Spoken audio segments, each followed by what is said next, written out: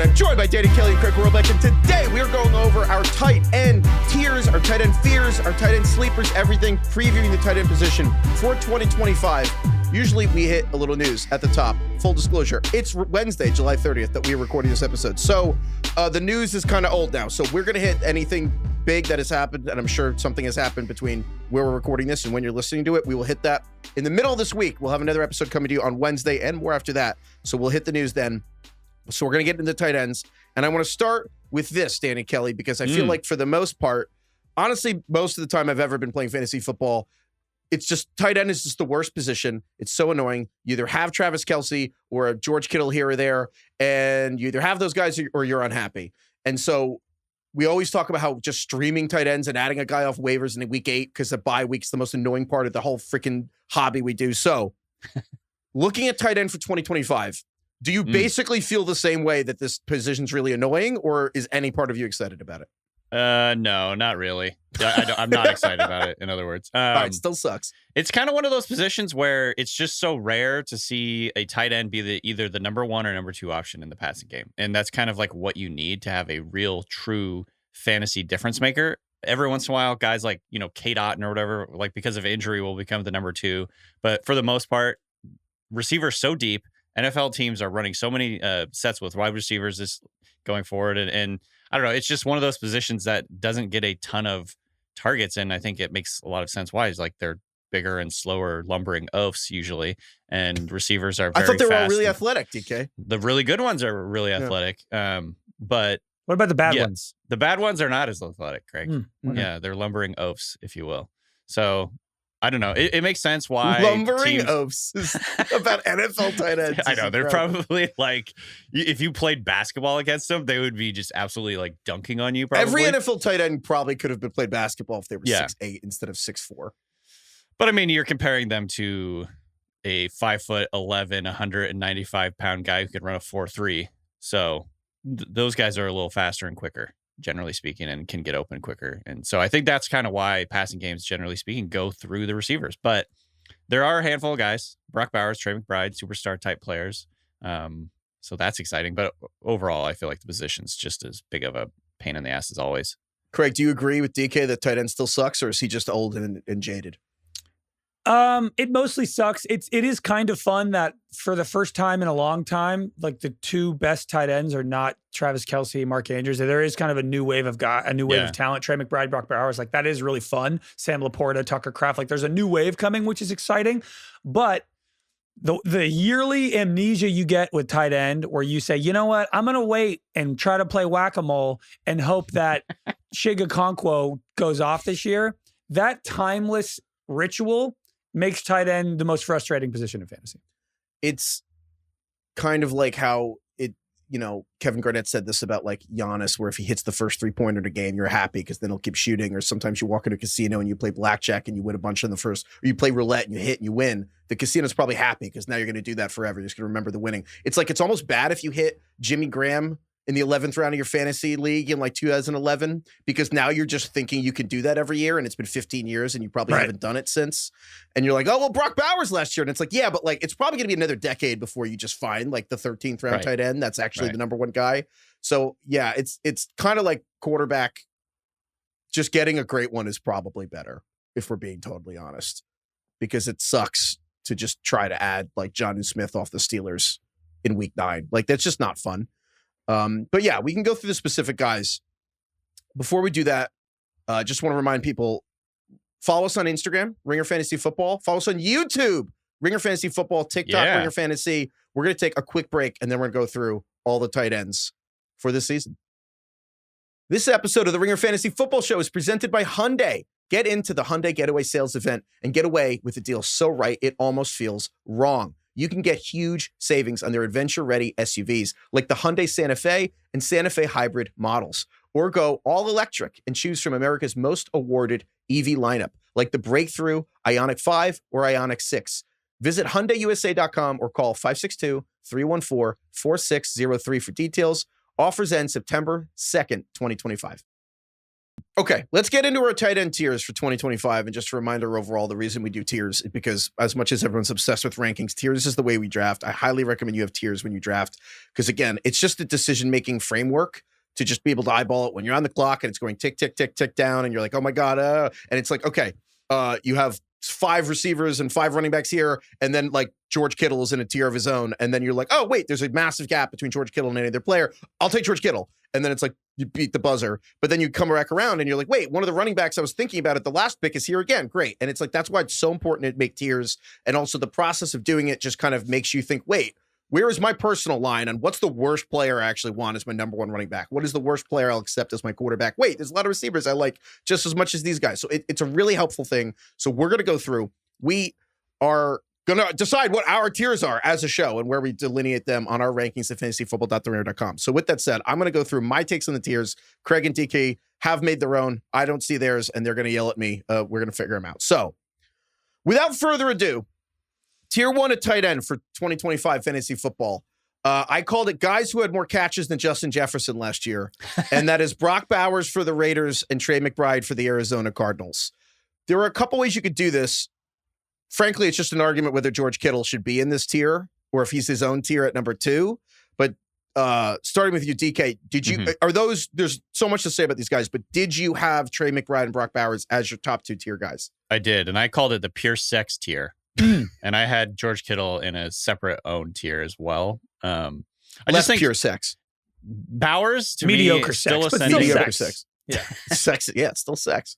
Both of these guys, Bowers and McBride, still ascending as players. You know what I mean? They're going into their prime still in positions where they're going to be either the number 1 or number 2 option in their offense on almost every game. I think with McBride, positive regression is coming. McBride to me is a great example of a guy who is kind of flying, he's not flying under the radar, but like he could have an all-time season if he just catches like 8 touchdowns. You know what I mean? Because last year, the touchdown thing was the big issue, really held him back, but he had 111 catches, which I think that number in itself is kind which is one less than Brock Bowers, but he did it in one less game. Well, on that note, the catches, the players who had the most catches last season, period. Number 1 was Jamar Chase. Mm-hmm. Number 2 was Amon-Ra St. Brown. Number 3 was Brock Bowers. Number 4 is Trey McBride. Literally, those were the top 4 players in catches the whole season. But to your point about McBride with the touchdowns, before last year, there literally have been 5 players in the history of the NFL who had 1,100 yards in a season and didn't catch more than 2 touchdowns. I have to imagine he's the only player ever to have over 110 catches and 1 touchdown. Catches has actually happened more. Really? 1 touchdown and over 110 catches?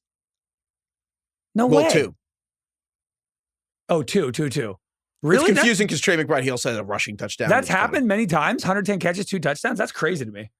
That one, because I think the 1,100 yards is the spectacular. I mean, again, he had 500 yards for every touchdown. And what's even crazier is he was tied for second among all tight ends in the NFL in red zone targets. So just what are the chances we look back on the season and Trey McBride just had 3 touchdowns again? Like, I actually... What do you think is more likely, DK? Trey McBride has 2 touchdowns in week 1 or he has 3 touchdowns on the season again? More likely he has 2 in week 1. 100%. Yeah. McBride is the easy one. I think they're the top 2 guys. I agree with DK though, that like, I do think McBride is kind of flying under the radar for somebody who maybe should be the number 1 overall tight end taken in fantasy. Right. It's pretty impressive in general that these guys were so good last year. They were the tight end 2 and tight end 3 in terms of fantasy points, just behind George Kittle. And combined, Brock Bowers and Trey McBride had 7 receiving touchdowns last year, which is as much as Zach Ertz had. They were the top 2 and 3 tight ends. They had 7 touchdowns combined. Mark Andrews, who for the Ravens, who most people cut last season, had 11 touchdowns in his final 12 games or something, which is more than these 2 guys combined. So we have Brock Bowers overall. We have him 15th among players and Trey McBride 19th. And that's the thing I want to laser in on here because I think it's easy. The easiest thing in the world is to say Brock Bowers and Trey McBride are your top 2 tight ends. I think it's more important to be like, where do people take them? The one thing I want to laser in on here is Brock Bowers. I have a bunch of Brock Bowers stats here that just blew my mind. But I wanted to point out that just basically none of us disagree on where we rank among tight ends, but I will just say DK has Brock Bowers 10th overall, and Craig has Brock Bowers 18th or 19th. Yeah. And I wanted you, and on one hand, that's still not that big of a difference, but it kind of is because DK is basically saying you're comfortable taking Brock Bowers at the end of the first round, even in a 10-team league or so. And Craig's kind of saying he's more like toward the end of the second round. And I wanted DK And I could see it both ways, but DK, I wanted to ask you why you feel comfortable taking Brock Bowers over the other elite receivers like Malik Neighbors for the Giants, Nico Collins for the Texans, Amon-Ra St. Brown for the Lions. I'm just curious why you have Bowers 10th overall. Yeah, why would you do that? Yeah, idiot. What the fuck is wrong with you? I think it's yourself. It's about positional scarcity for me. I mean, you're looking at the number. Craig, you just said it. They're putting up elite receiver numbers. And these are I think the only two guys that are going to do that at the tight end position. You're going to have a huge advantage if you have one of these two guys at your tight end spot. There's a million receivers. I understand that not all the receivers are going to put up the numbers that you have with, Amon-Ra St. Brown, Puka, Malik Neighbors, those guys in this range, like Drake London. But I just think the positional value, the positional bump that you get from these guys, I just want to have those guys in my lineup every week because you can find receivers a little bit later who are going to also put up big numbers. But I don't know if you can do that with tight ends. Like there's a handful of guys that might, but there's also a handful. There's also most of these guys. There's major question marks about every single one of them outside of the top 3 or 4. All right, that makes sense. Then Craig, why do you have Brock Bowers 19th, idiot? I'll tell you. I think it's because of the opportunity cost. While I agree with DK that the positional scarcity is there, the opportunity cost of the guys you're not taking when you take Brock Bowers 10th overall, that means you're not taking Puka Nacua or Amon-Ra St. Brown, who last year put up 15 points a game. Brock Bowers had an all-time season. He put up 12. And so I do think the ceiling of tight end is naturally lower. I mean, if you combine Brock Bowers with wide receivers, he was the 22nd overall scorer at those two positions combined. And you start more wide receivers and with, a lot of people are starting 3 wide receivers now. You have a flex position. Some people have 2 flex positions. There are so many receivers, that is true, but I think it makes more sense to focus on the positions you can start more of, because they have higher ceilings than what tight end can bring you. If you get, a Tucker Kraft who puts up 9 points a game versus Brock Bowers who puts up 12 points a game, that's very different than grabbing Amon-Ra St. Brown who puts up 15 points a game and then filling your roster with, take your shot at Khalil Shakirs and things like that. So I do think the opportunity cost at tight end is much, much higher, and you really need them to have a huge year to take them 10th overall. I go back and forth because you're right. Generally speaking, I think that the receivers, like the top of the receiver thing this year is so good, and then it gets so flat because receiver is one of the easiest positions to predict year over year because it's like who's going to get, as long as everyone's healthy, like who's going to get targets, who's going to get the ball. Touchdowns are always wonky, but it's generally pretty easy to be like which elite receivers are going to get. That's basically the stickiest stat year over year is like targets, catches, all that stuff. And so you look at the top and it's like Nico Collins, Puka, Amon-Ra, Brian Thomas, like all these guys are great. But to DK's point, there is something about just sticking one of those, like Brock Bowers being about that good as a receiver and sticking him in your tight end slots like a cheat code. And the one thing I wanted to say, it feels nice. In the same way having an elite quarterback is really nice. Like not having to just deal with like, I hope Dallas Goedert catches a touchdown is kind of priceless. Have you ever seen the Gentleman, the Guy Ritchie movie? Yeah. I love that movie so much. It's like my brother's favorite movie, but there's a scene where basically Colin Farrell's like a boxing coach and a bunch of the kids he coaches like fucked up with like basically like the British mafia basically.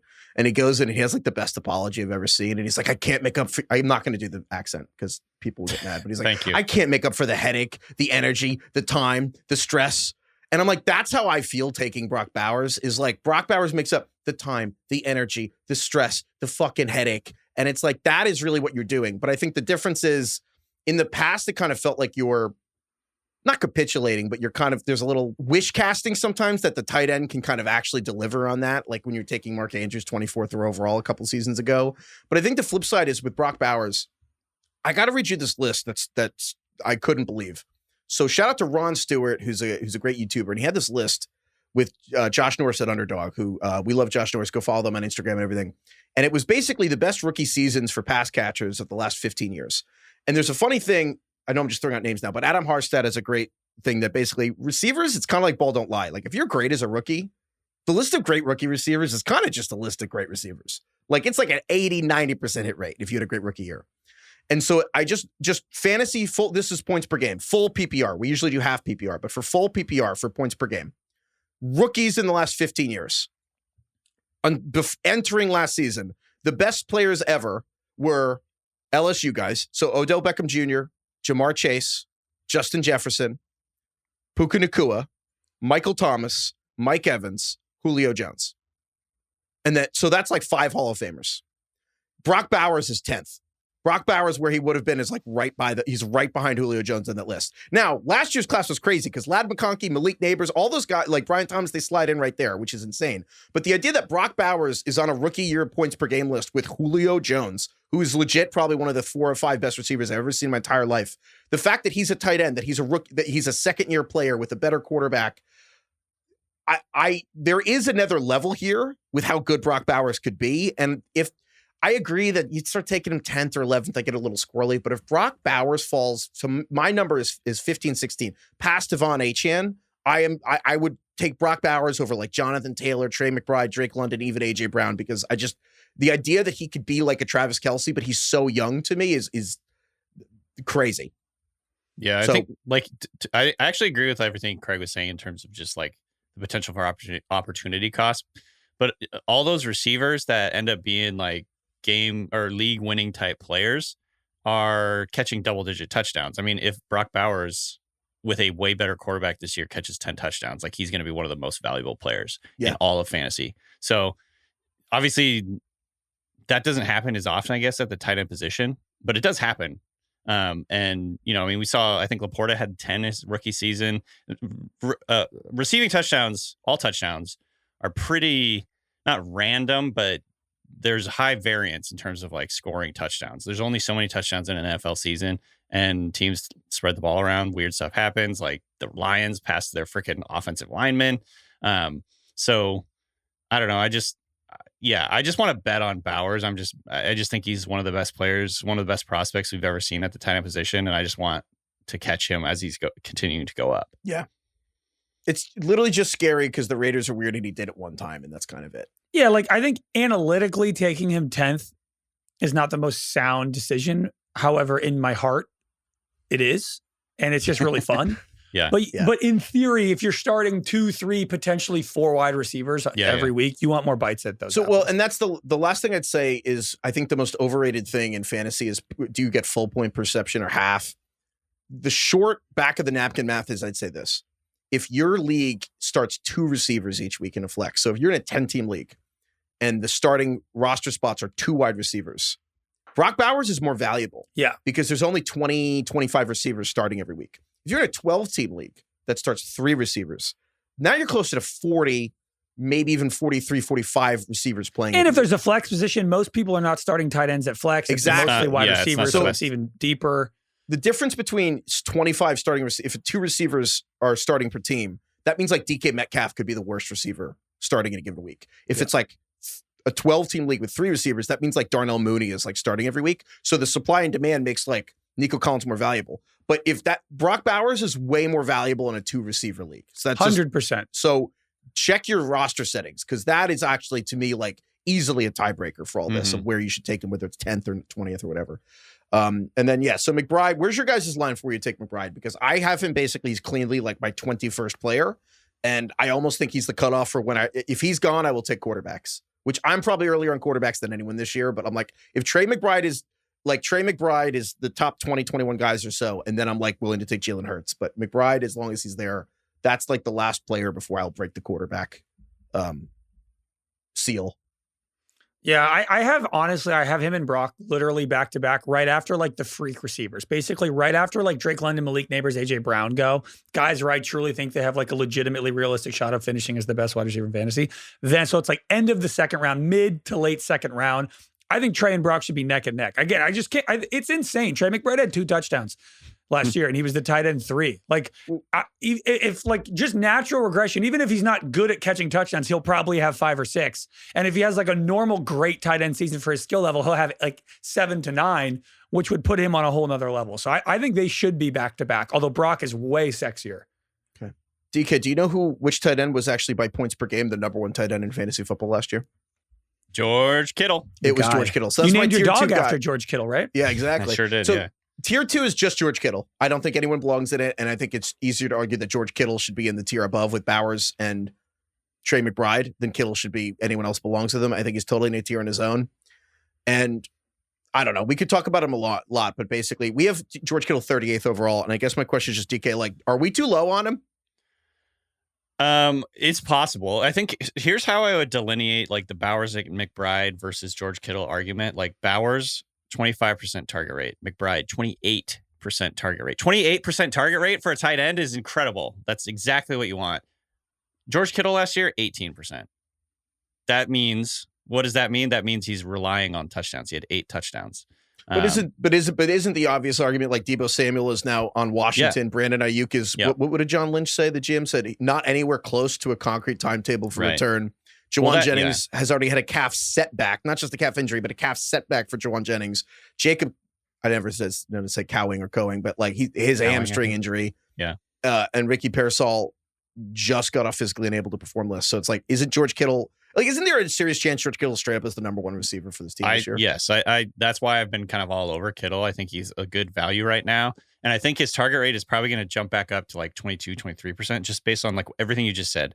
The changes that we've seen in the 49ers receiving group. I think also Kittle is going to play kind of like the de facto Deebo role where they're getting him in the screen game. He's awesome at running after the catch. He's awesome at breaking tackles. That was basically what he was known for early on in his career. He had like over 800 yards after the catch in one season. So he's awesome in space. Get the ball in his hands and let him just go run through guys. And I think that they're going to do that a little bit more. And I think that's going to be kind of it's a supplement to the run game, right? Like you're getting the ball outside quickly, letting your receivers block. All the receivers in the 49ers roster have to block. That's like the prerequisite. That's why Brandon Ayuk was in the doghouse early on in his career.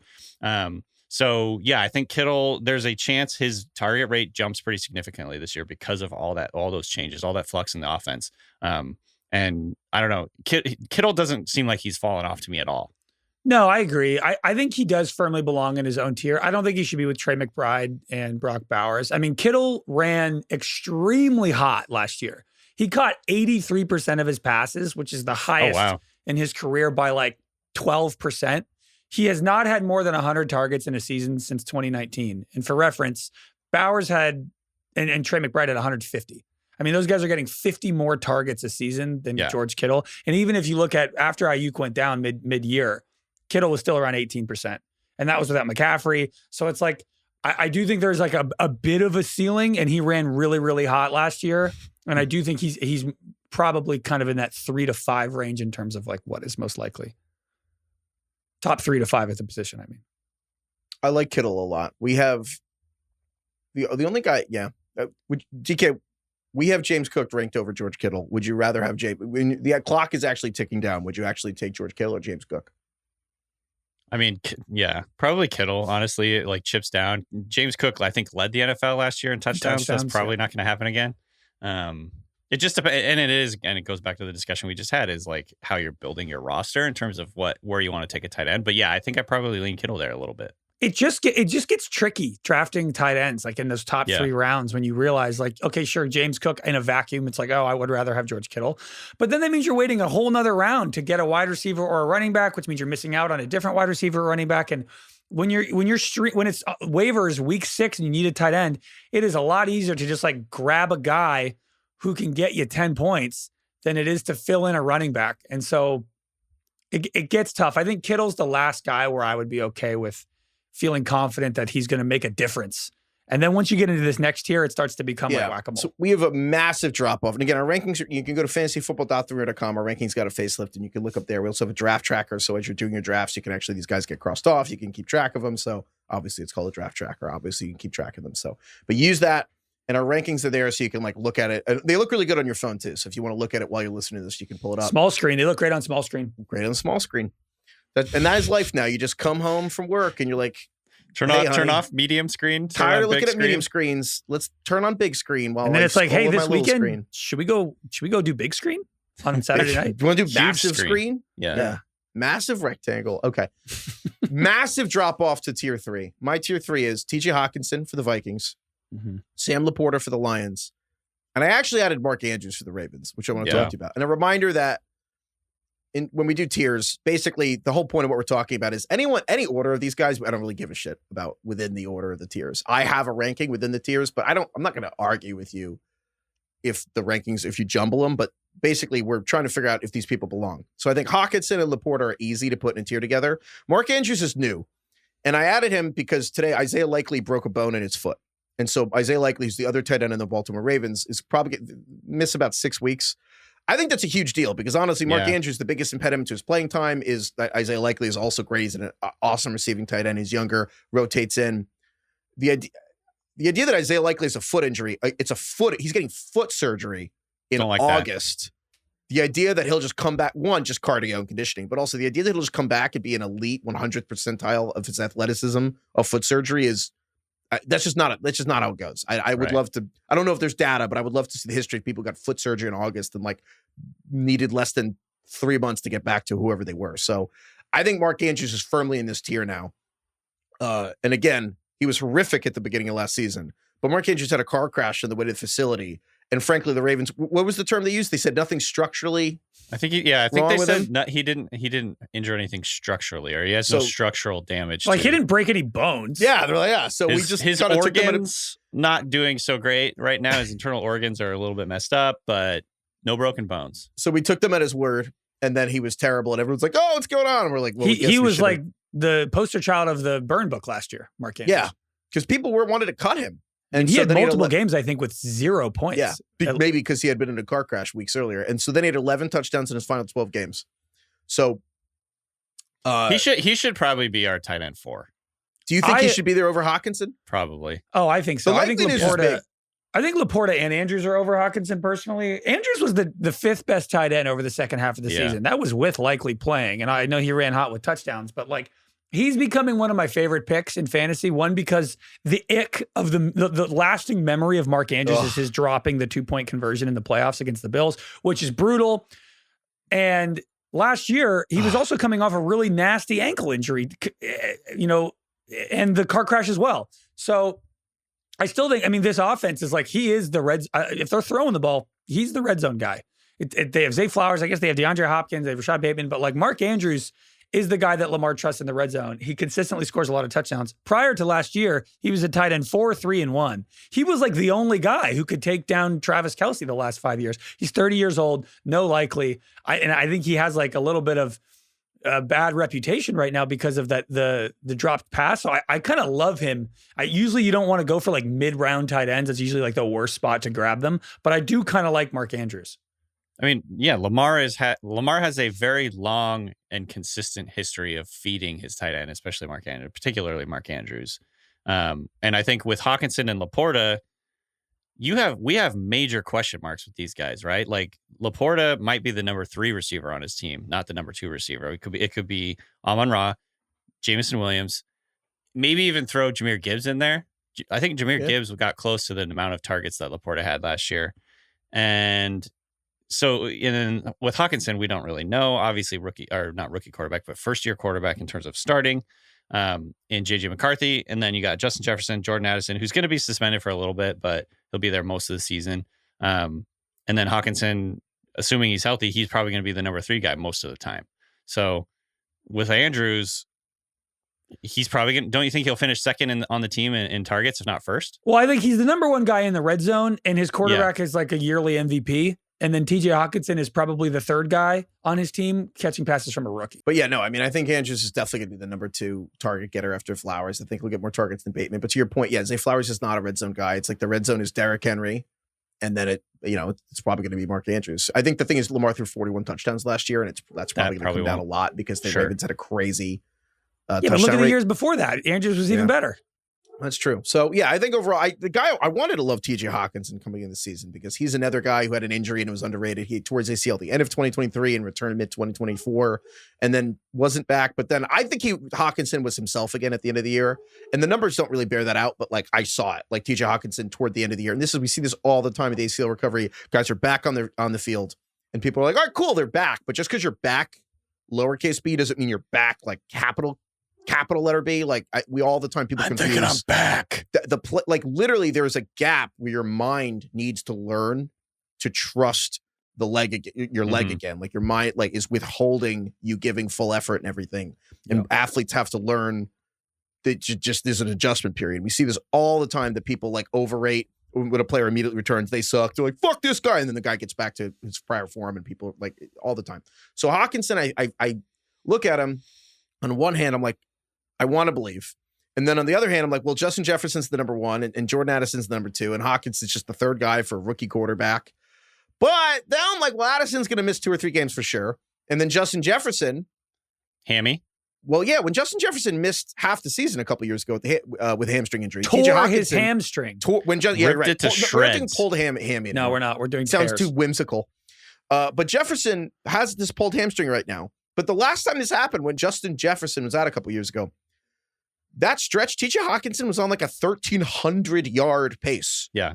When Justin Jefferson was out. Like, he was the number one guy. So part of me is almost worried I'm going to galaxy brain myself and to be like, but I saw TJ Hockenson with my own eyes. And now I'm statistically being gaslit into, but his ceiling's low. But I'm like, well, Justin Jefferson's hurt right now. If Justin Jefferson's out, TJ Hockenson is probably the best bet to join Bowers, McBride, and Kittle as a top 4 tight end, because every game that Justin Jefferson were to miss, Hawkinson's right there with like Trey McBride to me and George Kittle. So it's weird because Hawkinson's almost like a Dallas Goedert, where it's like, well, if one of the receivers gets hurt, he could be really good. But like, that's also just a bizarre way to play fantasy football, is like, yeah, I'll take a TJ Hockenson 67th, because what if the coolest player in the NFL gets injured in Justin Jefferson? I'm like, you know what I mean? So I don't really think I want to target TJ Hockenson that way, which is too bad. But the other thing here to mention here, and I don't know if this means anything going forward, but JJ McCarthy did show, and I kind of think there is a little bit of a like tight end that apart from like the elite tight ends, the other good tight ends in fantasy are with quarterbacks that like throwing over the middle of the field and like throwing to their tight ends, right? Like going back, the Russell Wilsons of the world, you're not going to get a big tight end season out of that guy most of the time because he just doesn't really like throwing over the middle of the field, where the tight ends are typically kind of like wandering about, lumbering oafs. Grazing in the middle of the field? Yeah, just wandering about aimlessly. DK holding both these things of like tight ends are lumbering oafs. Also, they're all really athletic. Is like I'm saying the elite ones are not lumbering oafs. Heifetz. But anyway, going back to the last 2 seasons that JJ McCarthy started at Michigan, Colston Loveland was prolific relative to the amount of like throws that they were making that offense. It was a run heavy, like low volume passing offense, but Colston Loveland, like, he more than doubled any other receiver on the team last year. And the year before that, he was one of the team's top receivers. So I think JJ McCarthy very clearly comfortable throwing to the tight end position, like pushing the ball up the seams. That's kind of one of the things you noticed when you were scouting him. And so maybe there's something there in terms of just like JJ McCarthy is a guy that likes to target his tight ends. I don't know if that's like enough to really bank on, but it is something that I find interesting. I just Googled McCarthy height, trying to get I couldn't remember if he was 6'3" or 6'2", and then I got Joseph McCarthy Heights, the senator. McCarthyism? Yeah, it's unclear how tall Joseph McCarthy was, but anyway, just want to let you guys if you could find that out, that'd be great. Yeah, I'll figure that out. Pins and needles about this. Next tier here, this one I kind of just labeled it as like obvious upside with obvious flaws, and it's just kind of the rest of the guys that would be starting tight ends. So I have Travis Kelce for the Chiefs, who the upside is he's Travis Kelce, the downside is Travis Kelce is 36. And if the Chiefs won the Super Bowl, he was definitely going to retire. And then I have David Njoku as our number 8 tight end, who legit top tier tight end at times, but also he plays on the Browns. And then number 9, I have Evan Engram, who 2 years ago had the second most catches ever for a tight end at the time.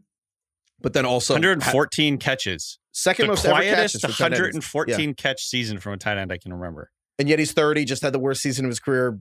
Sean, we don't exactly know what's going to go on there. And then I have Tucker Kraft for the Packers, who's probably genuinely one of the best all-around tight ends. He's probably a top 5, top 6 all-around tight end in the blocking, receiving, everything. And yet the Packers are just a weird team because Matt LaFleur is not, we were saying Mike McDaniel's like a pass it to the Italians coach, where he's like, I'm going to get my best players the ball and figure out how. And Matt LaFleur is the opposite end of the spectrum, where the Packers are just like, we're going to get people open, and like no one's necessarily getting a huge percentage of the offense. So I have all those guys in one group. That's Tucker Kraft on Green Bay, Evan Engram on Denver, David Njoku on the Browns, and Travis Kelce for the Chiefs. Is that the same group you guys had, Craig? You're nodding. I have the exact same tier, yes. I am getting a little bold here, and I have Colston Loveland in this group. Tier. Yeah. Really? I actually just changed my mind on Colston Loveland preparing for this episode. I have talked myself into Colston Loveland, and then this week I was like, I am over my skis. I'm curious why you think Colston Loveland should be in this tier. I mean, look, where is he on our rankings right now? It's not like it's a huge opportunity cost where you're drafting him. I'm just like, I really like the upside. I didn't even have him in the next tier. Is that bad? I don't know if it's bad necessarily. I'm probably like above consensus on him, but I'm just kind of excited about what he's going to do in this offense. There's already kind of, I don't know if it's drumbeat necessarily quite yet, but there has been quite a bit of hype coming out of training camp. He's already running with the ones. It seems like he's having really good days. His shoulder's doing great, apparently, according to all reports I've seen. Which was immobilized when we saw him. Right, he's coming off of a shoulder injury, so that's he had one of the little pads, you know. His shoulder's doing great. I don't know. The shoulder that was not able to move. It sounds like moving. I asked, like, DK, how's your uncle doing? He's doing great. Shoulder's doing great. The nail comes out next week. I don't know. Maybe like Heifetz said, maybe I'm over my skis a little bit on this, but because I think you could take Jake Ferguson and feel pretty good about it. He's another guy that Dak Prescott always likes to target his tight ends. Jake Ferguson just got a big contract. I'm pretty out on Tucker Kraft. It's not that I don't think he's a good player, but like Tucker Kraft did what he did last year, and it was inconsistent and unreliable week in and week out. And now they're getting Luke Musgrave and Matthew Golden into that offense. I'm like, no, thanks. I just don't want to have to it's just going to be back and forth. Like who's going to be the number one target in this offense any given week? And then I think, so basically maybe it's just like, there's a classic thing, like anybody but one of these annoying guys, like the new shiny toy is what you gravitate to. But I'm like, in that group, I'd rather have like Tyler Warren or Colston Loveland and just hope one of those guys is just awesome. To stress, I think there's a bigger gap in how you guys have ranked. Like Craig and DK, you guys have a bigger gap on ranking Colston Loveland than any single player in our entire rankings. Like, to be clear about this, DK, you have him as a top 100 player. Yeah. Craig basically is like, I don't even know if I draft Colston Loveland. You have him like 160th. I think both of you are pretty fucking extreme. I have tempered myself to 126 for Colston Loveland overall. Yeah, maybe I should be closer to that, but I think you two meeting in the middle would be super chill because here's where I've come to with Colston Loveland. Super chill. The trap I realized that I fell into, and I realized like 2 days ago, I was like, this is what I've been thinking. And to a degree, this is true. Ben Johnson was the offensive coordinator in Detroit. And under Ben Johnson, Sam LaPorta, as a rookie tight end out of Iowa, Sam LaPorta caught 10 touchdowns his rookie year. One of like literally 5 useful rookie tight end seasons over the last 15 years. Ben Johnson coaxed that out of Sam LaPorta. Now Colston Loveland has been drafted really high. Colston Loveland drafted as a top 12 pick in the NFL draft. And so Colston Loveland will probably be the Sam LaPorta role, kind of similar guy. And Ben Johnson is the head coach in Chicago. Maybe Colston Loveland could have 10 touchdowns as a rookie. Dude, he was the 10th pick. He was the 10th pick. It's crazy to think about that. I mean, I wasn't even that high on him, like in the draft, but I mean, the 10th pick, that's pretty crazy. Like, just wait till we get to Kyle Pitts. Wait till you find out when he was drafted. Fourth pick, third pick. But here's the thing, DK. I think this is what I realized. The argument for Colston Loveland being Sam LaPorta, it really banks on the 10 touchdowns, doesn't it? Like, it really banks on the 10 touchdowns, I think.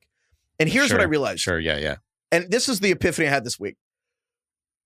I think that sometimes in fantasy we get confused because I think that's accurate. Ben Johnson will use Colston Loveland in the Sam LaPorta role.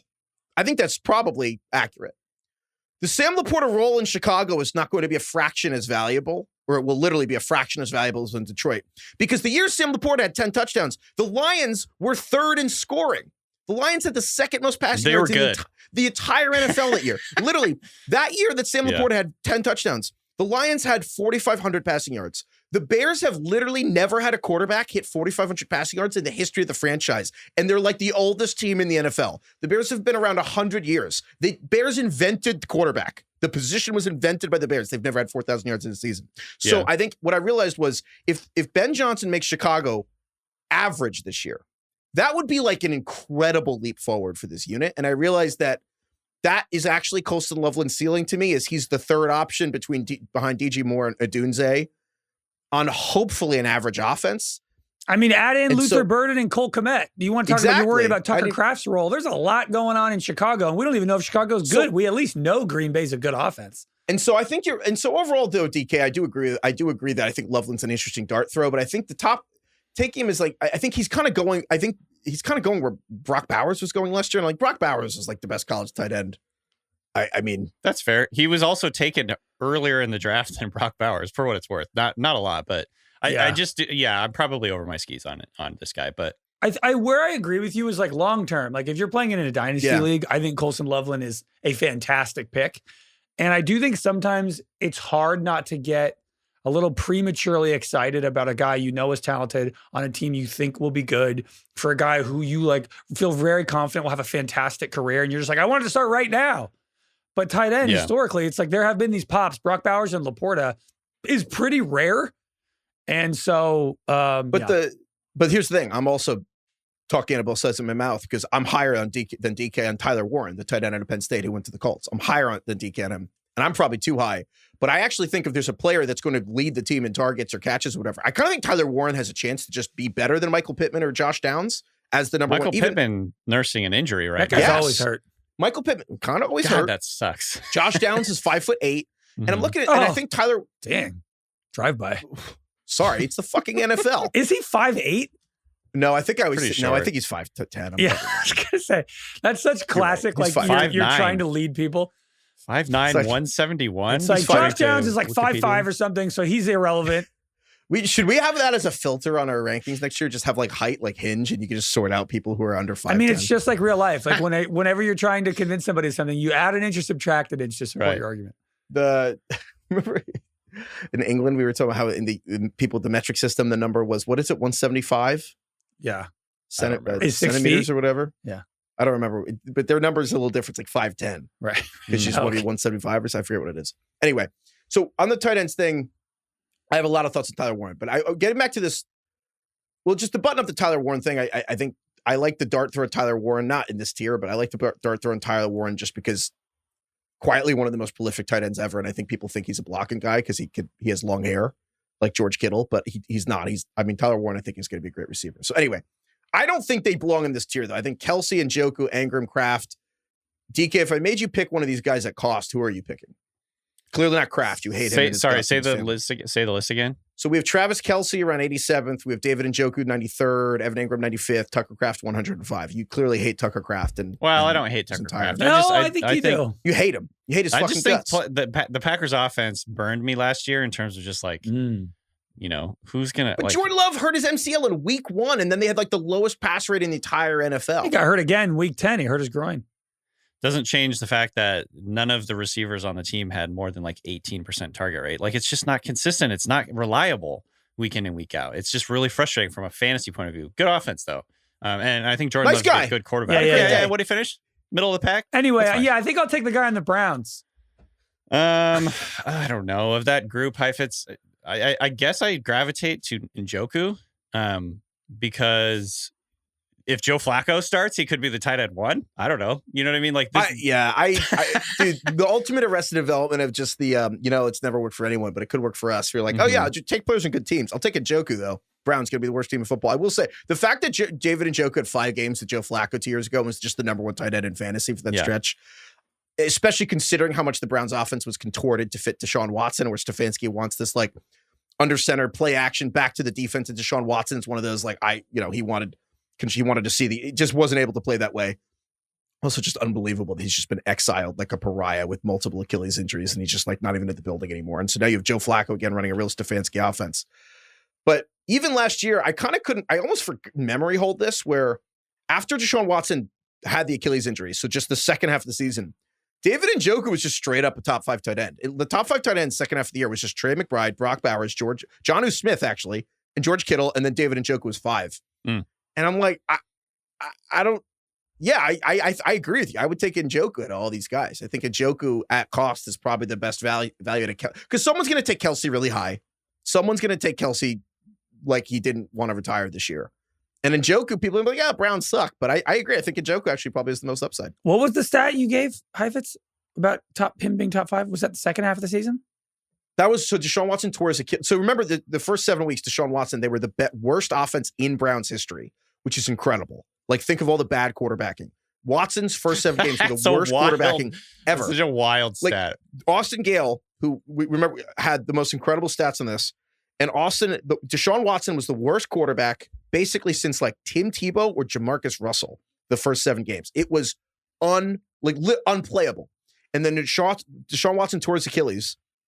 After that, and Njoku was like a top 5 tight end. What week did he tear his Achilles? I believe week 7. You don't even have just straight up. He was 5th. Like if you include the games with Deshaun Watson, David Njoku was still 5th last year. There you go. I kind of think I'm looking at his numbers now because this does get memory hold a little bit. I kind of feel like I don't remember this a ton.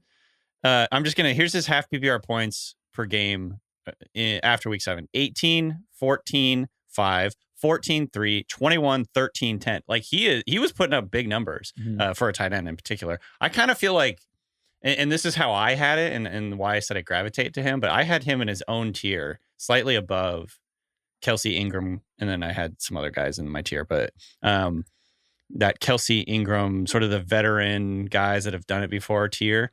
And another reason that I really like him too is just because, and he's kind of like Engram is like, there's a lot of catch and fall down tight ends, like, and those guys will get, like Zach Ertz, he'll get you points because he's always getting open, but he's not going to add a bunch after the catch. And Njoku is really good after the catch. He's almost like, he's not in Kittle's tier, but he's sort of just below that in terms of his ability to run after catch, break tackles, not a create lumbering big oaf. Plays, not a lumbering oaf. Unlike Travis Kelce. Now lumbering Man, how oaf. old is Njoku? He's like 30. This is like his 9th or 10th season. He was drafted in 29. The Browns had 3 first-round picks in 2017, 2018.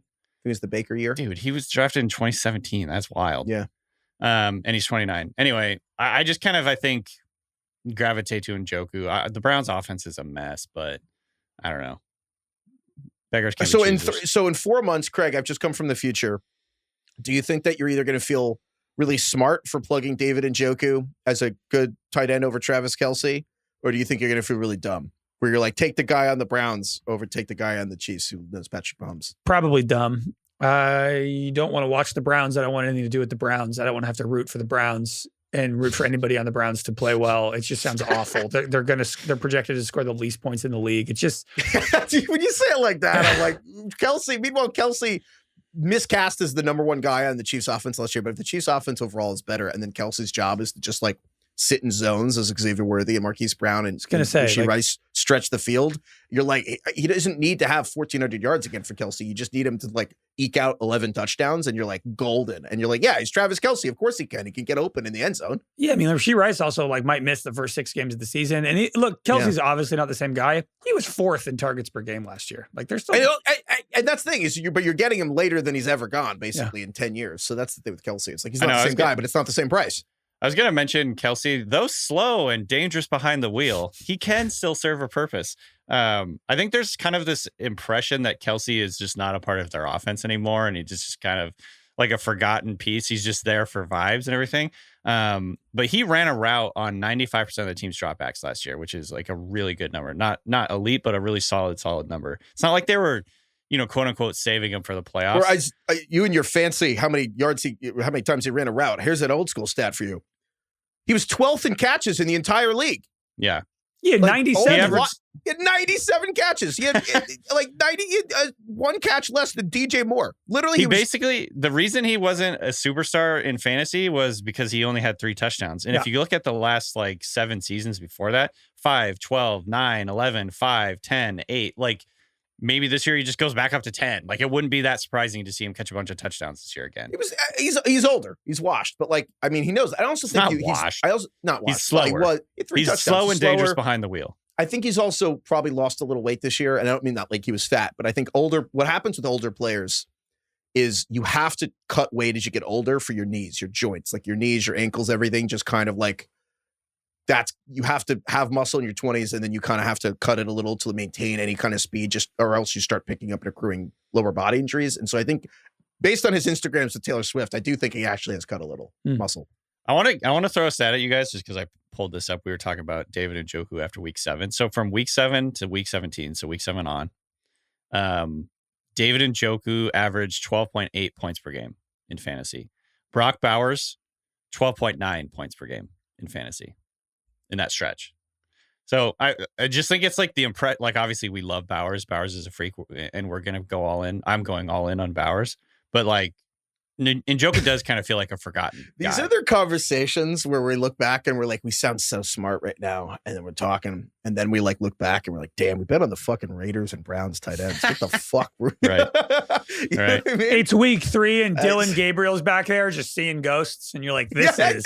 That's the thing with the joke. Yeah, we didn't bet, like, is Joe Flacco really going to be quarterback for this team? Because the whole point, that is the last thing on Njoku. I think you're right, DK. I like him the most. Quarterback situation. But to your point, the entire thing is premised that Joe Flacco is going to stand in the pocket and get the ball out quick. And to Craig's point, Dylan Gabriel, who is actually like 5'9" out of Oregon, or 5'10", 11. I guess I'm biased against the under 6 foot quarterbacks, but like he's 5'10" quarterback going to just be running for his life, not throwing to David Njoku whenever he plays. The next tier here I have, unless anyone else has thoughts of those guys. No, I called this. I mixed everyone together. And I called it thirst traps and family men, which is, maybe that's a little convoluted, but I think these are crazy high upside tight ends that have crazy high upsides and crazy high downsides. And it's like you look at them and you get, kind of horny and you're like, oh my God, Kyle Pitts, Dalton Kincaid, Tyler Warren, Colston Loveland. What if these guys were great? And then like you're going to get post-game clarity when they have 2 catches for 20 yards and you're like, I'm an idiot. And it's all guys like that. And then also just guys like Dallas Goedert or Jake Ferguson, where just family, like go home to your wife guys, where it's just perfect. There's no chance they're going to be the number 1 tight end in fantasy, but like probably you won't have to cut them and replace them. So I had this entire tier as Jake Ferguson. Ferguson. Tight end 10. Yeah, exactly. Like, oh wow, tight end 8, cool. Like small misses, small hits, and then big misses, big hits. So it's Jake Ferguson for Dallas, Colston Loveland for the Bears, who's a thirst trap, Dalton Kincaid for the Bills, who's a thirst trap, Dallas Goedert for the Eagles, who's family guy, Kyle Pitts for the Falcons, Tyler Warren for the Colts.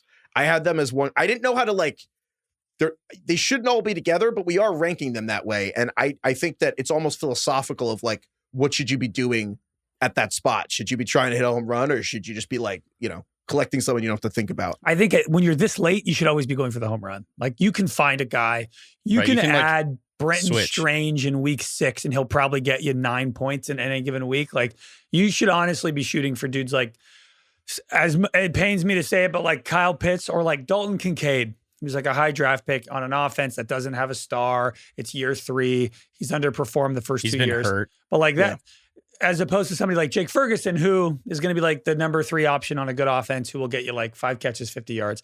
There's no world in which Jake Ferguson has like 90 catches for 1,200 yards and 9 touchdowns. In theory, Kyle Pitts and Dalton Kincaid are that's more possible. So I feel like when you're in this range, you got to just start shooting for first. So DK, do you agree that the thirst traps, even though they will probably all individually fail, the thirst trap should probably just be 11, 12, 13, where it's like in whatever order you want, Kyle Pitts, Dalton Kincaid, Tyler Warren, Colston Loveland, in whatever order you want, just because if they hit, it's a huge hit. Yeah, give me one of the big ones. Tight end. I like to go for the potential difference maker here rather than like the floor option, right? Yeah. So I agree with everything that Craig just said there. So there you go. So I agree. So Loveland Kincaid. So if I made you pick, we talked earlier about Colston Loveland, Tyler Warren. If I had to pick one, I think at this point, I think Tyler Warren is the guy, just because I think there's a better chance Tyler Warren, just that even if the Colts suck, a number 1 tight end, a number 1 option being on the table, I think is something I want. Mm-hmm. If I made you pick DK between at cost, and we have them overall, we have Kyle Pitts, the bane of our existence, 126th overall. And we have Dalton Kincaid, like 119th overall, which at that point, whatever. It's also July 30th. It'll move. If I made you pick, like, hey, you're going to draft one of those guys, stick them in your lineup in week 1, which one of those guys actually do you want to, not week 1, that's not the point. Which one did you actually want to bet on this season, Kincaid or Pitts? Kincaid. Even though you guys are definitely like starting to convince me a little bit on Pitts. I just, again, don't want to go down that road again. Kincaid and Pitts have some similarities to them because they're both, I think, limited. They're schematically limiting the play callers that they play for. Even though the teams that they play for chose them very, very highly, a lot of times it's like maybe there's a disconnect between front office and head coach or play caller. Maybe there's play callers that come in and change, like you could change the offense. Maybe just the play caller. This is like the Arthur Smith thing, just doesn't think he's any good. And maybe he's not any good. So I don't know. I think with Kincaid, he's such a poor blocker to this point in his career that he's limiting schematically. Plus, I can't stress that enough. He was drafted so the Bills could run out 2 more tight end sets and run more, and they've been able to do that. But Kincaid is not he hasn't unlocked the receiving game the way they thought he would. Right. But at the same time, I still believe in his talent. I think he's had a lot of injuries that have kind of held him back. And so my hope is still, and I don't have like really high hopes for this, but I do have kind of, just keeping the candle burning a little bit for Kincaid, that he can stay healthy and start to show, some of the reasons that they drafted him that highly. And with Kyle Pitts, it's just like, yeah, that'd be great if he did it, but I don't want to bet on that again this year. And just worth noting, so we're recording this Wednesday, July 30th, but Kincaid did tweak his knee a couple days ago, and he had a knee injury all last year. Come on. And so it's probably just general I didn't see soreness. that makes me sad. Well, Kyle Pitts also had a foot thing in June. Yeah. There's a reason that these guys are freaking headaches, but to DK's point about Kincaid before the injury, he was like, it was starting to come together a little bit. Like, he was on pace for 102 targets, which would have been like 5th amongst all tight ends. He was 8th in usage. And then he got hurt, and then things got weird. But he on a more traditional trajectory of how long it takes tight ends to take off, like perhaps he was on his way. The argument against him is like the Bills were the number 1 offense. I think they scored the most points last year in the league, and so it's like it almost like they're fine the way things are now. Yeah. And so I think he kind of got market corrected by Khalil Shakir. Yeah, who they just paid. The argument for Kincaid to be as simple, which is the Bills are kind of banged up. And again, I don't want to speculate too much because we're going to release this episode 5 days from now. But the Bills open camp with a bunch of 5 receivers and 2 tight ends banged up. They're like the 49ers of the East, where it's just like everyone, I don't even know who Josh Allen was throwing to on the first 2 days of camp. So we'll see. He was throwing to who we haven't talked about? Josh Palmer. Josh Palmer. Let me read a couple. Can I read a couple quotes? Couple quotes about JP in Buffalo. Sure, go ahead. Has been a magnet JP for Josh Allen early in camp. Early indications are he'll be a staple on offense and could be sneaky candidate to lead the wide receiver room in snaps. DK, let me ask you a question. How old do you think Josh Palmer is? Just knee jerk. How old is he? 25. You're right. He's 25 years old. Josh Palmer going into the prime of his career right now, that's baby. Right. He is. Just saying. Get the fuck out. I'm just saying. No, fuck This that. is funny because I love Shakir too. Like, he's so fun to watch. I'm not. The Bill. Dude, a report today. Hold on. This is from a Bills reporter. Josh Palmer has made quite the impression during his time with the Bills. Cerebral player, somebody who seems to take pride in every rep he takes. Think this is the guy who can help carry this entire pass catching group to greater heights. Wow. Cerebral is what people say when they're like, they like him personally, but don't have anything to say about his athletic profile. Yeah. Okay. Okay. I will say though, I do want to just say, I know Kyle Pitts. I feel I'm like a caricature now where I'm like talking about Kyle Pitts and Anthony Richardson as values this year. But Kyle Pitts is another by the dip guy because again, we're talking about 125th, 130th overall. These are also guys that like you might cut. Look, Pitts is the guy to draft in the later rounds. He is the guy. It is Tyler Warren, Colston Loveland, and Kyle Pitts. And here's why Kyle Pitts. There's overlapping reasons why he could. And again, if Kyle Pitts starts the year and sucks, that's fine. Cut him. Like when he was going really high, like 80th last year, that kind of sucked if you had to cut him. But Kyle Pitts, the difference is he's going 40 spots later than you could have got him last year. And yet it's a better situation because Michael Penix just rips the ball, man. Michael Penix throws it so far downfield. Grip it and rip it, baby. Like, Michael Penix is grip it and rip it. Like the only guy that threw it further downfield than Penix last year was Anthony Richardson, who was crazy, irresponsibly throwing it deep. Penix supported in college. I mean, he was ripping the ball downfield to Adunze and Jalen McMillan and Jalen Pope. Like Penix fucking tosses it around the yard. And Kyle Pitts, that's actually kind of been the problem, is Kyle Pitts isn't really a tight end. He's a big receiver who kind of also has just been kind of doing wind sprints. He runs downfield. He's running deep. But like Kyle, the thing I'll say about Kyle Pitts, I think that there are questions not about professionalism, maturity, but like kind of. And I think, frankly, I don't know if he, between rehab, injuries, all these things, like rehabilitation, not like he went to rehab or anything, but I'm just saying. Injury rehab. Yeah, he's just like, whatever. Yeah, hurt my nose. Yeah. No, not saying that. But I think what I'm saying about Kyle Pitts. You guys don't remember that? From what? Eastbound and Down. He goes, rehab. Oh, yeah. I hurt my nose.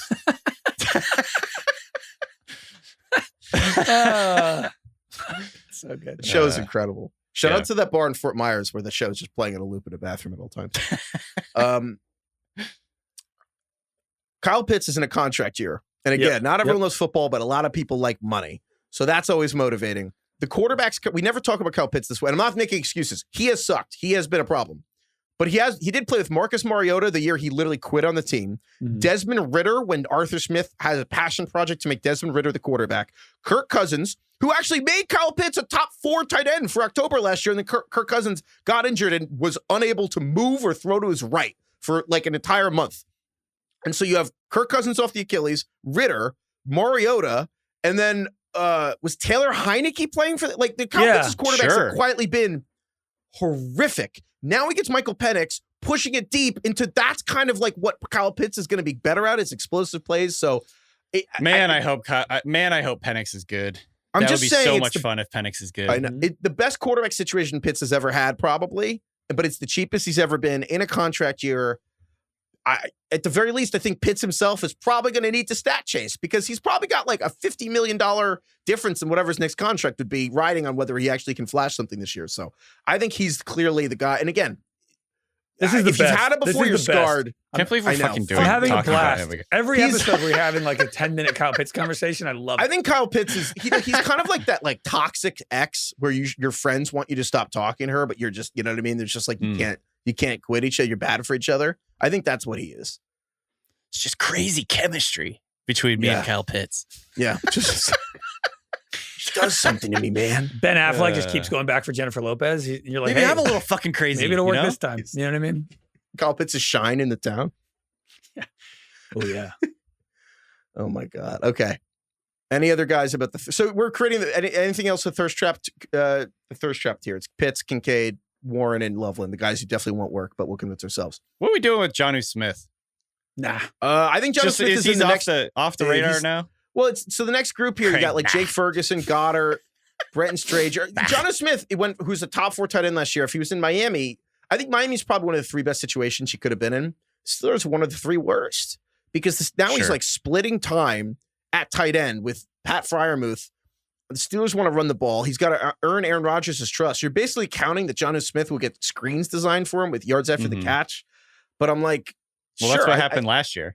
Yeah, but like it's Mike McDaniel designing screens for Arthur Smith. I don't know. I mean, Jonnu Smith could be. I think he's serviceable if you want to bet on him. Like Jonnu Smith, there was Zach Ertz. He's a flyer. You can Hunter take a flyer Henry. Yeah, these are guys you could just have on your bench. Or like depending on how deep your league is, you could just add them. Like Jonnu Smith, Hunter Henry, Jake Ferguson, Dallas Goedert. Like, you know. Can I throw out a guy that's getting some hype in my neck of the woods right now? That is a very deep cut. What are you calling it, Heifetz? Say. What were you calling it? The thirst trap. There's a thirst trap happening right now in my neck of the woods with Elijah Arroyo, Seahawks tight end, who, by the way, we didn't mention it, but Noah Fant unceremoniously released from the Seahawks. And the way that they were talking about him in post-draft, so they were talking about Arroyo post-draft, and they basically were like, this guy can play X for us. He's essentially a receiver. And everything that you're hearing out of Seahawks training camp so far is that he's lighting it up. So just putting it on your radar. I'm not saying is that because he's running next to Cooper early. Kupp and they can't believe how fast he looks next to Cooper Kupp? Maybe. But it's just Cooper Kupp's really slow. You're making my point here. DK, do you think Elijah Arroyo completely washed? Is he good enough to where like you should be spending the last pick in your draft on him or no? I think it's worth a flyer on him. Sure. I don't think you should bank on him being the starter for you. You would draft Elijah Arroyo, or you're saying you would add him if he has last week pick? 1? Sure, yeah. But that's a big difference. Like, is it worth holding on to him for like the first month of the season because he might become a star in the offense? To be clear, the guys you draft him over, you're talking about like Roshan Johnson might be the last pick of your draft. Ray Davis for the Bills might be the last pick of your draft. Like Isaac Orendo for the lottery Niners ticket type picks. Yeah, but I'd rather have those guys. So I mean, it means fine. something. Fuck you. I'm gonna take Arroyo, and you guys can take Ray Davis. And then we'll move on with our lives. I'm taking Darren Waller. Just throwing his name out there. I'm playing chess. You guys are playing checkers. Darren Waller's back. Is he even on the field yet? I don't know. Dude, I almost can't. I think he's on the NFI. The music video Darren Waller returned. I can't. So Darren Waller, he's on the Dolphins now. Yeah. After the Dolphins traded Jonnu Smith, which really we should just talk about the Darren Waller music video all over again, where Kelce Plum just ruined him, and then he made the music video. That was a tough look. And he's dead on the beach in the music video. But clearly just the water was hitting his face. And he's just like, that was definitely made by like some like college film student who like got paid like $500. That's who got paid like $500. I don't know why that's so funny. So Arroyo's DK's random tight end who he thinks actually will be serviceable. I feel like the guys. I did not say that. I said he's a fucking DK lottery is ticket. Taking Elijah Arroyo fringe top 10. Can Yeah, I throw over out a Brock couple? Bowers. Can I throw out a couple late round dudes I'm interested in? Please. Chig with Cam Ward in Tennessee. He's another like we're waiting for this to happen. He kind of started to happen at the end of last year. I have a tight end on my forehead that just says Chig Okonkwo cannot catch a football. I'm thinking about Chig. He's better. You can improve at things. He can't catch. And then the last guy I want to mention is the rookie in New York, Mason Taylor, on the Jets. Hall of Fame bloodlines. Hall of Fame bloodlines. Looks like already he's like going to be the starter. Not that he had a crazy competition with Jeremy Ruckert and Stone Smart, but all the reports out of camp are that he is like a professional, knows what he's doing, does not make mental mistakes, incredibly reliable. He was a second-round pick in the draft. Outside of Garrett Wilson, they have Josh Reynolds and Alan Lazard. There's no tight end competition. I like this, Craig. I like this one. I just think it's somebody to keep an eye on. Would you use the last pick of the draft on this guy? Probably Craig? not. Probably not.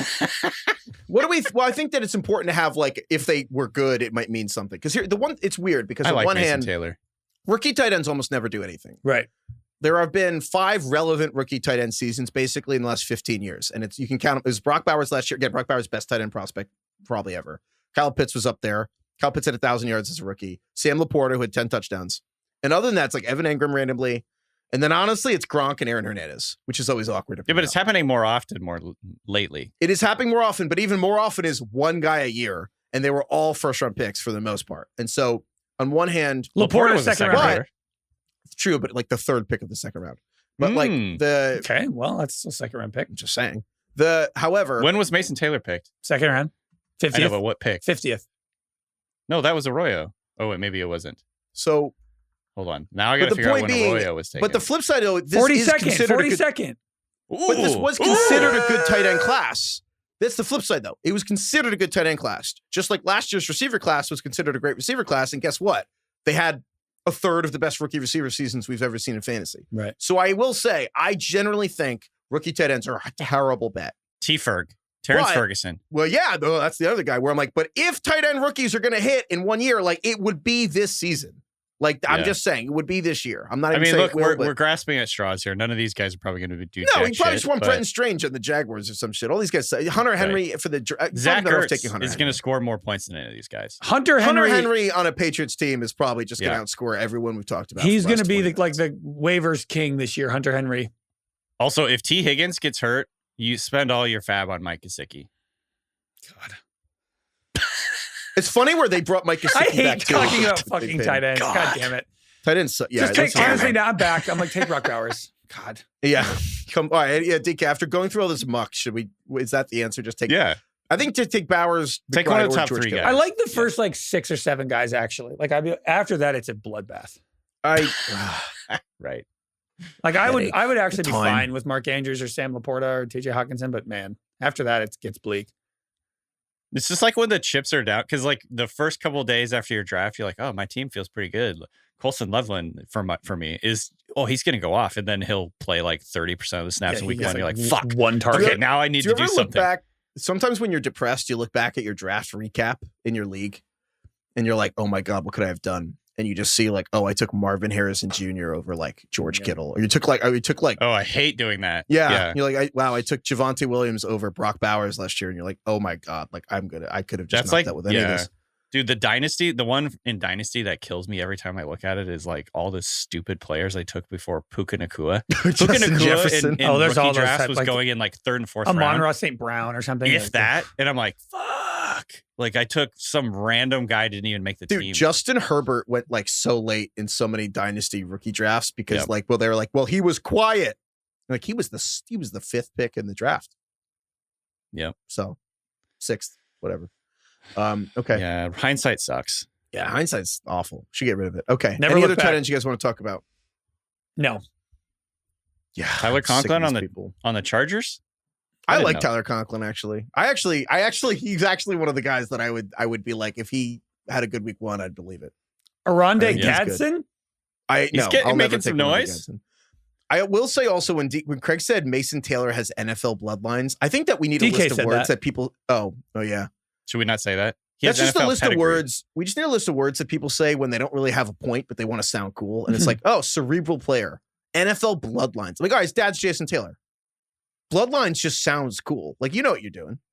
I like when a player comes from. He's also the professional nephew sports. of Zach Thomas. He is, Hall yeah, of Fame Zach Thomas' players. sister. I know. No, No, it's it's true. true. I know, Hall but of just Famers in his fucking the career. word- I like that. Bloodline, though. I'm really sorry. close I family. like that his relatives played professional sports. Is that No, crazy? they didn't play sports, Craig. They're in the Hall of Fame. Right. I know, but Sorry. bloodline is a word you use to like, you're trying to invoke some like ancient, you know what I mean? You're like, I know. bloodline sounds like Game of Thrones. Like, oh, yeah. Heifetz, you're the one who talks about McVay's grandfather being whatever he did. I can't even remember. No, off the top it of my head. matters. No, it matters. I just think bloodline's a funny Shanahan word. grew up around the game. I feel like growing up around the game and being on the sideline in locker rooms, like all throughout your childhood, you know, it is such a cliche. I get that, but it's like, you know how to be a pro, and you have I know all it this matters. information.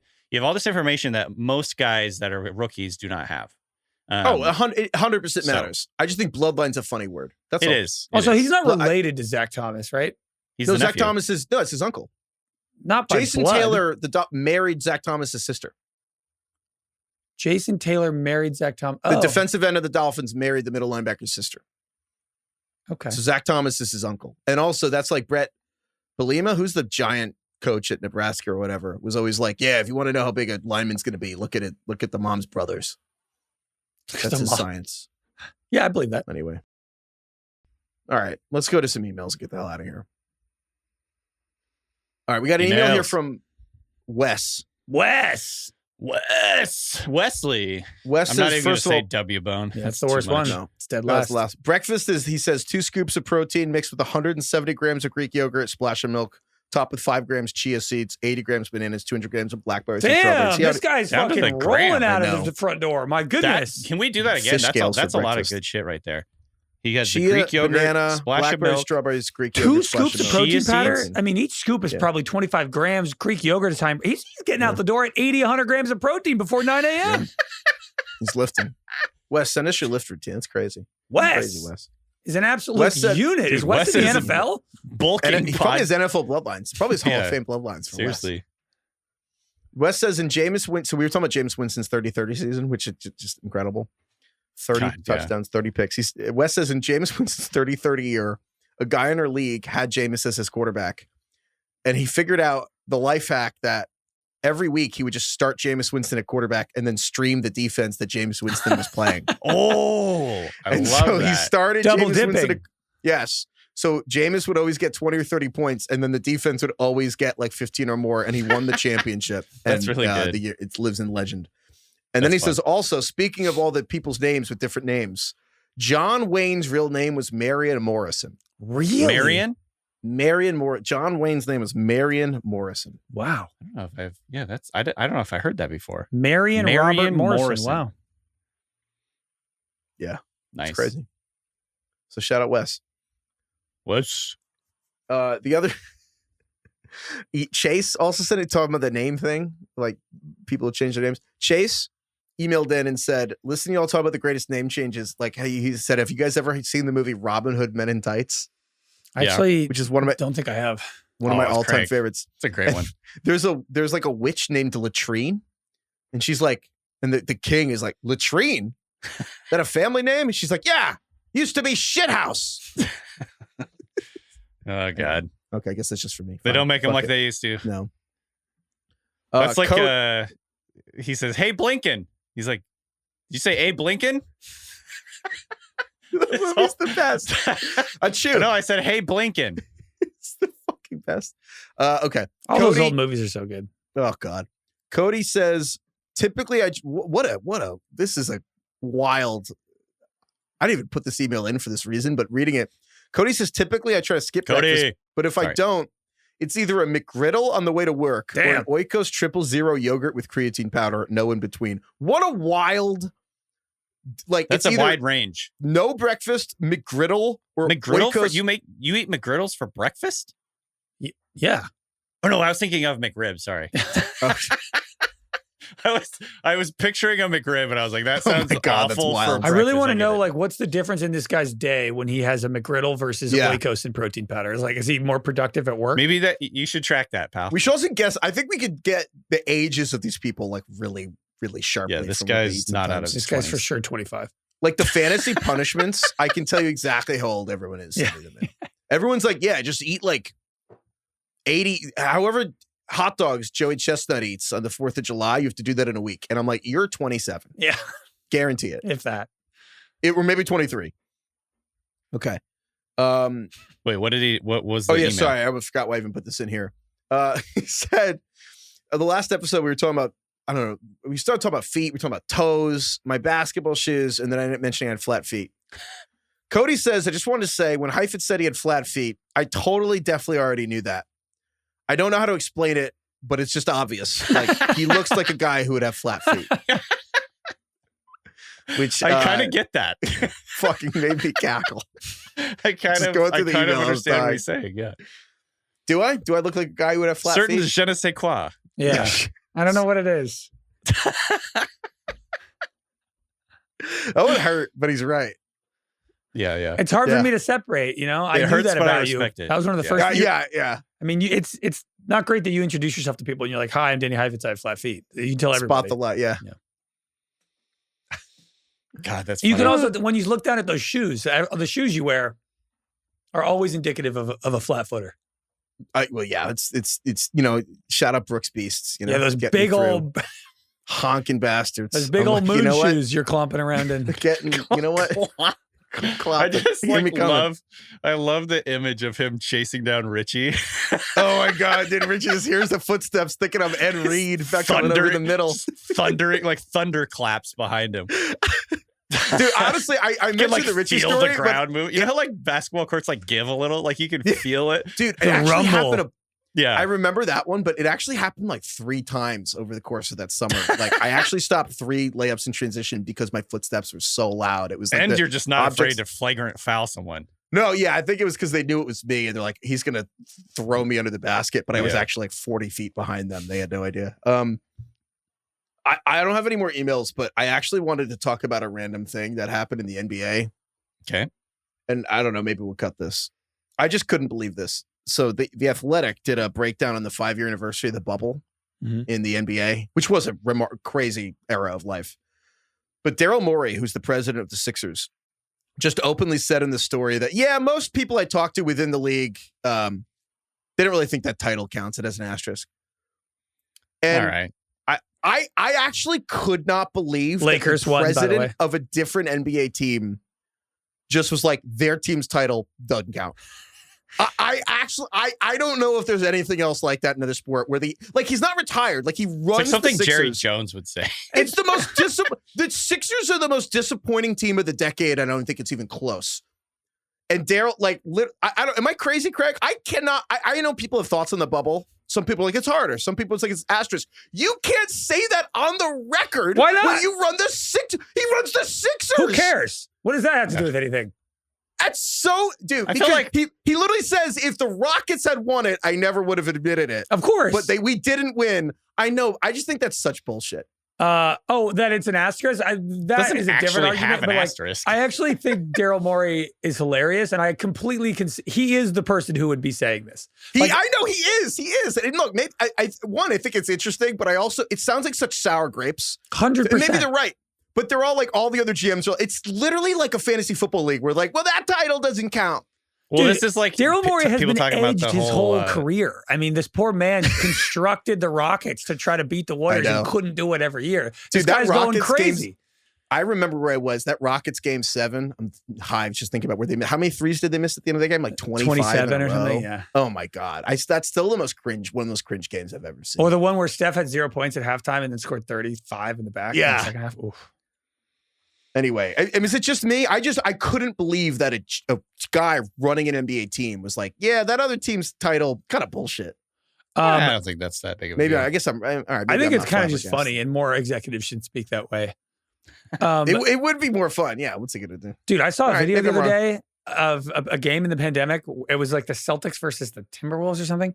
Tatum hits a game winner, and the edit that I saw was like somebody in the arena videotaping. So it wasn't like the broadcast where they're like piping in, like crowd noise or whatever.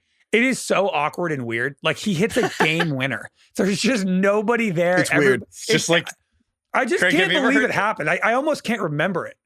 It's have you insane. ever heard have you ever seen the videos on like Instagram or whatever where somebody just dubs in, they take out the crowd noise and then just dub in like squeaks and stuff from the floor? Oh my!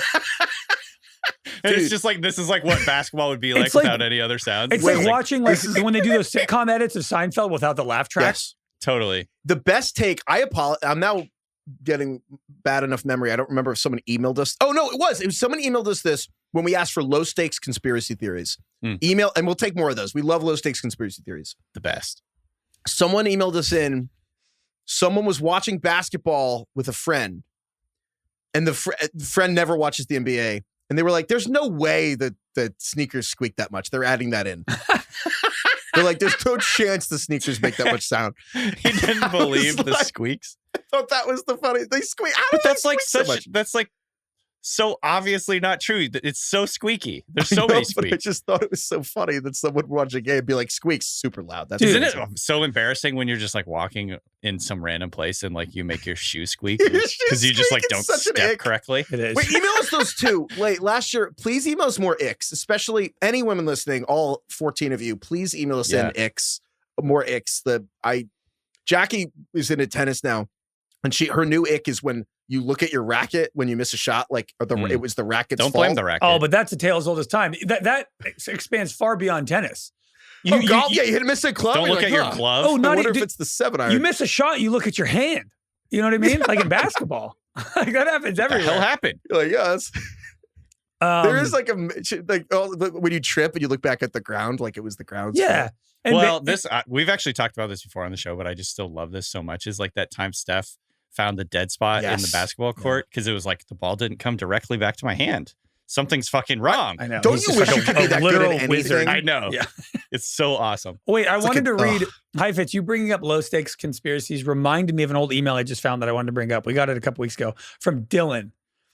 D-boom. He said, my friend adamantly believes that SNL is not live and refers to it as Saturday Not Live.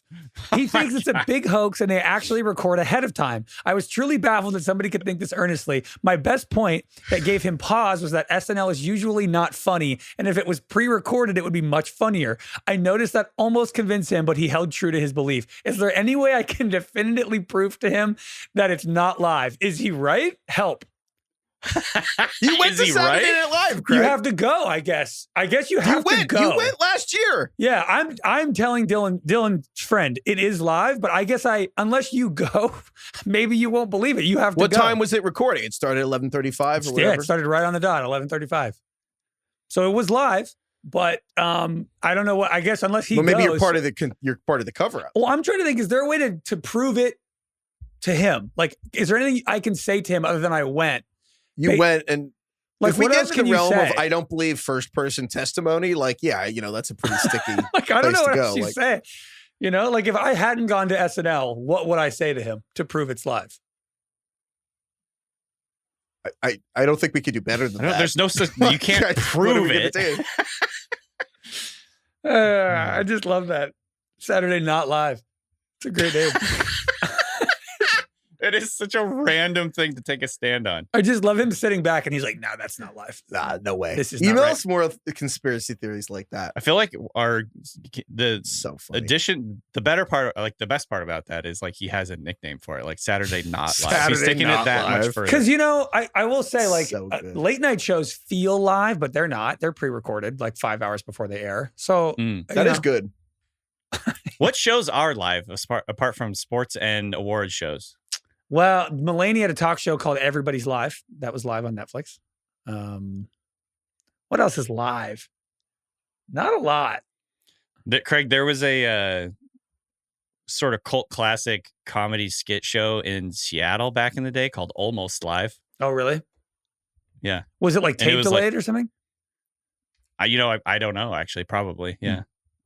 But it was like, and a lot of it was like, the skits that they record way before and then just put them in as like interstitials and stuff like that. But Definitely like a cult classic in this area for sure. Is like Bill Nye was in it. Some people that got famous. I don't know him. Bill Nye? Bill Nye, the science guy. Bill Nye. Yeah. Oh my God, the GOAT. Bill Nye's You should look it up, Craig. I bet you'd like that show. Yeah. Maybe I'll look back on it. Comedy's dead now, so I need something. I know. That's what I'm saying. You got to check it out. I saw the new Naked Gun. It comes out this week. I really enjoyed it. I started watching Happy Gilmore too. I won't say anything yet. Great. We'll discuss Heifetz. I'm assuming you have not watched it yet. Not yet. I feel Wednesday, July 30th. I have not. I'm going to watch it tonight. Okay. Tonight's the night. Great. Joel McHale was on Almost Live. Oh. Did he Maybe play just football at UW? Yes. Yeah. Big guy. Yeah, he's like pretty ripped. One of Pretty the big, few tall guy. celebs who's actually like very tall. Oh, How tall is he? How He's like how tall do you think he is, Craig? Probably 6'3", 6'4". That's my guess. Yeah. I'm going to say 6'4". Oh, yeah, 6'4". Yeah. Yeah. Big dude. Are you guys Community guys? I watched the first season and I didn't love it. And everyone's like, well, you got to keep going.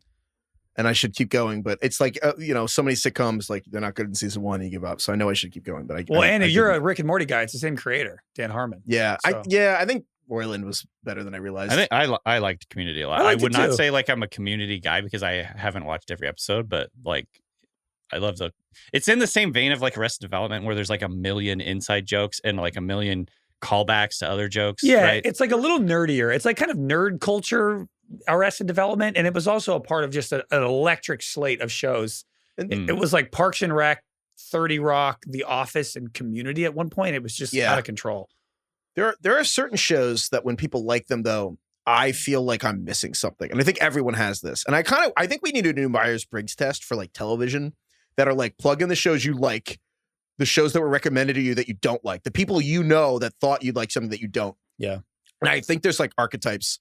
And because like for me, like Schitt's Creek is the show where when everyone, like my mom loves it. Jackie likes it. And I watch and they're laughing at parts. And I'm like, why did you think that was funny? Yeah. I don't get it. I don't get it. I like Schitt's Creek. I think Schitt's Creek is like a good show, but I think it came at a time when we were struggling in the sitcom space and it was the pandemic. And like, I think people found the show comforting in the same way Ted Lasso was. But I think if Schitt's Creek was out in the heyday of sitcoms, like in the Office era, I don't think it would have really done a lot. But I know on the opposite end of the spectrum is Ted Lasso, where I love Ted Lasso and Craig, not to out. I love Ted Lasso too. People hide for the record. People who don't like Ted Lasso have to hide it because the Ted Lasso fan base gets so emotional. If you don't like the show, they like bully you into liking it. Which is ironic because the show's like about not being a bully. But yeah, it's true. But then if you don't like Ted Lasso, like, well, you're a bad fucking person. Yeah, it's the fans of Ted Lasso are extremely exclusionary, which is like the opposite of the lesson you were supposed to learn from the fucking show. True. It's like a This sounds familiar. This sounds familiar to something else that happens, but what I'm not going to say. All right, well, on that note, thank you, DK. Thank you, Craig. Thank you, Ronak. Thank you, Kai. Thank you, Carlos. Thank you, Awesome. Thank you, everyone, for listening. Emails to ringerfantasyfootball@gmail.com. Low stakes conspiracy theories. I'll take X. Any actual football questions, too. We take those as well. Our rankings are at fantasyfootball.theringer.com. Instagram, TikTok, Ringer Fantasy. YouTube. Subscribe to us on YouTube, please. Yeah. Thank you, Lord. Lauren, is SNL live? Tell us. Tell us, Lauren. We'll never know. Thank you, Lou Bega. Oh, hell yeah. Mambo number 5. Hell yeah. One of the most classic one-hit wonders of all time. Like Lou A Bega? little bit of Jessica in my life. When I was 10 years old, like I knew every word to that song. That guy is a one-hit Is that the right song that I was just singing? Okay. A little bit of Jessica in my life, a little bit of Erica for my wife, a little bit of Rita's all I see, a little bit of Tina's all I need, a little bit of Sandra in the sun, a little bit of Mary all night long, a little bit of Jessica, here I am, a little bit of you makes me oh man. Oh man. I can't believe you knew the words to that. I don't know if those names are exactly right, but I think it's close. That song might I think be you got most of them. The song I have heard the most that I didn't know more than 3 words to. I feel like I've heard that song I can't even tell you how much I've heard that, and yet I can't believe you just did all the words. Oh yeah, I could probably. Mambo number 5 has 773 million listens on Spotify, and his next closest is 18 million. That song is a 1 second. Sweet like cola. That's a 1 second. I feel like song. I recognize that. Yeah, it is. Should we bring back the 1 second song challenge? Yeah, DK, will you do it with me? we have to do DK versus Heifetz. We have to. DK versus Heifetz. fine. DK's got so mad the last time we did this. And He's like, again, I'll never do that ever again. I'll curate it. It'll be good. Yeah, Don't worry. It'll be better. Okay. No, DK's like, we'll talk about this offline. He's like, No, we'll do it. We'll do it. 1 second. So there's a couple we have fighting new out at listeners. a dinner party. We'll talk about this when we get back at the house. We'll talk about this later. 1 second song challenge. All right, we'll bring it back. Man, Lou Bega. Thank you, Lord. I don't know why the fuck it's called Mambo. You keep doing number that, 5. Heifetz. Fuck, You gotta I did say it again. Goodbye. God, I did it again. But I have the yips. Thank you, Lord. Goodbye. Fuck.